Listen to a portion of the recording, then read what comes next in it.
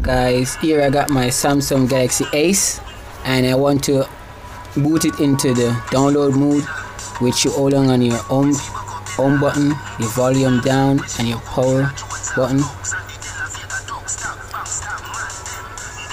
which it doesn't boot up in it.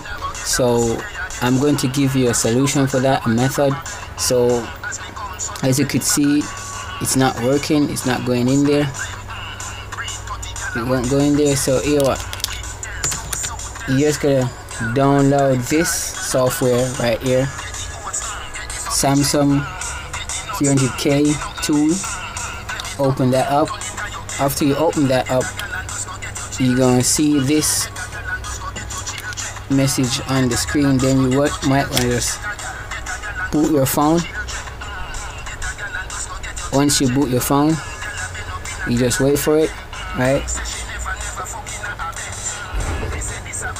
Wait for that.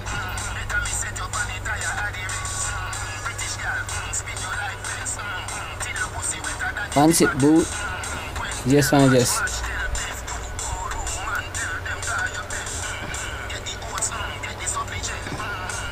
it's gonna detect right there. It detects. You might want to just click right here, and voila, there we go.